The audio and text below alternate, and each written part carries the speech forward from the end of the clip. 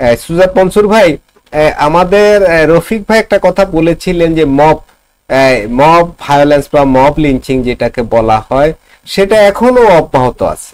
ওনার বক্তব্য থেকে এই প্রশ্নটা আমি আপনাকে করতে চাই। এই যে গত কয়দিন আগে, 2 দিন আগে আইএসপিআর থেকে ঘোষণা করা হয়েছে কোনো অবস্থাতেই আর মব সহ্য করা হবে না। এখন এর পরেও হচ্ছে কেন? সুজাত মনসুর ভাই, আপনি কি বলবেন, কেন হচ্ছে না? সেনাবাহিনীর কথা পর্যন্ত এখন কেউ শুনছে না, কারণ কি?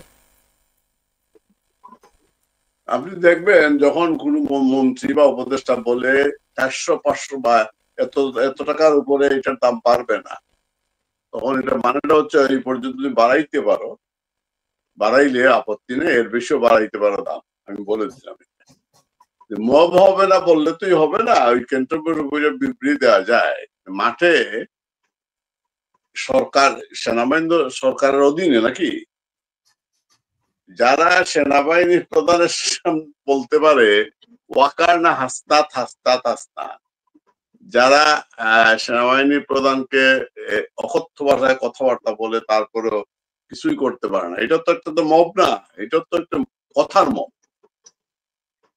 ক্যান্টনমেন্ট উড়িয়ে দেওয়ার হুমকিও তো দিয়েছিলেন ওই যে ব্যারিস্টার ফুয়াদ, ওই যে টাকলা ফুয়াদ।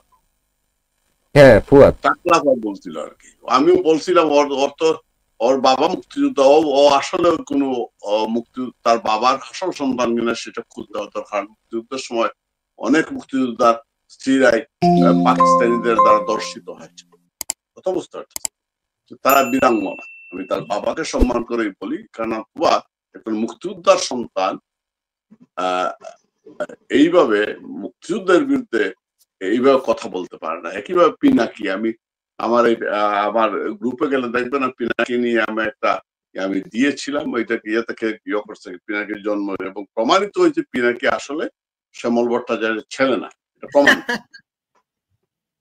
এটা শ্যামল ভট্টাচার্যের বন্ধু আমানুল্লাহ খান 2012-তে ইত্তেফাকে লিখেছেন পিনাকির আসল বাবা এলো শোয়েব আক্তার, আপনার লাহোরের এসডিও ছিল তখন বগুড়া। এনিওয়ে, যে কথাটা বলছিল যে মব কেন বন্ধ হচ্ছে না, আমি কিভাবে আপনাকে বুঝাবো জিনিসটা, সবগুলার গুরু পুরা এক জায়গায়। সেনা প্রধানকেও আমি বিশ্বাস করি না, ইউনুসকে তো প্রশ্নই ওঠে না। সেনা প্রধান যাই করুক না কেন ইউনুসের বাইরে তো যেতে পারবে না। ইউনুস হচ্ছে প্রতিরক্ষা মন্ত্রণালয়ের হেড, দায়িত্ব হচ্ছে ওই প্রতিরক্ষা মন্ত্রণালয়ের দায়িত্ব, হচ্ছে ইউনুস সরকার প্রধান। সুতরাং যে লোকটি দেশের সাংবিধানিক, দেশের একমাত্র নাম্বার 1 সিটিজেন রাষ্ট্রপতিকে উদ্ধার করতে পারে, বড় বড় কথা বলে, যে লোকটি বঙ্গবন্ধুর বাড়ি রক্ষা করতে পারে, তার সেনাবাহিনী গিয়ে ফিরে এসছে, তার মুখে মুক্তিযুদ্ধের বলি শুনলে আমার হাসি পায়।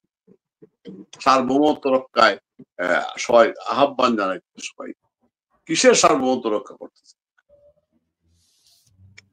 যে লোকটির এই যে বাদ দেন মুক্তিযুদ্ধ, সব বাদ, এই বীর শ্রেষ্ঠ যে স্বাধীনতা সেনাবাহিনীর লোক ছিল, ওরা যদি তাদের স্মৃতি ভাস্কর্য ভাঙা হয়, কিছুই করে নাই। সুতরাং সেনাপ্রধান কি বললো, আইএসপিআর কি বললো, পিনাকি ইচ্ছা মতো কথাবার্তা তার বিরুদ্ধে, সেনাপ্রধানের বিরুদ্ধে চ্যালেঞ্জ শুনে দিচ্ছে, কিছুই করে না। সুতরাং এই লোকটাকে এটা নিয়ে মব বন্ধ করতে পারবে না। মব বন্ধ করবে না এই কারণে এরা এই দেশে একটা ত্রাসের রাজত্ব কায়েম করতে চায়। তার মানে হচ্ছে কোন ভালো মানুষ, সুস্থ মস্তিষ্কের মানুষ, কোন সুন্দর মনের মানুষ, কোন ভালো কিছু এই দেশে হবে না, এই দেশটাকে শেষ করবে, সেই প্রজেক্ট নিয়ে এরা আসছে। এবং ওই যে ডিপ স্টেট বললেন, সরকারের নীতি নির্ধারিত কারা? আলী রিয়াজ আমেরিকা থেকে আসছে, খলিলুর রহমান আমেরিকা থেকে আসছে, এই ডিপ স্টেট এদেরকে আগে কিনছে।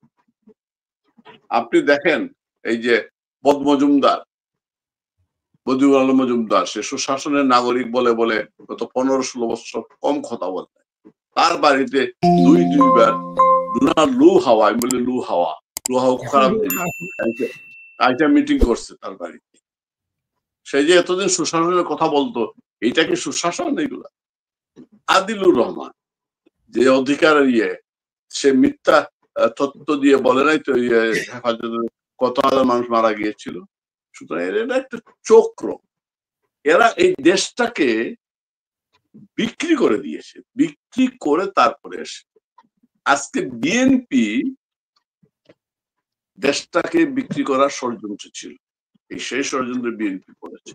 আমি আগের পোস্ট আমি ব্যাখ্যা করেছি, আবার সংক্ষেপে বলি, যে কোনো রাজনীতির দর্শন থাকতে হয়, ফিলোসফি। এই মুহূর্তে ফিলোসফিটা হচ্ছে মুক্তিযুদ্ধের পক্ষের শক্তি, বিপক্ষের শক্তি। বঙ্গবন্ধু হত্যার মাধ্যমে মুক্তিযুদ্ধের বিপক্ষ শক্তি পুনর্বাসিত।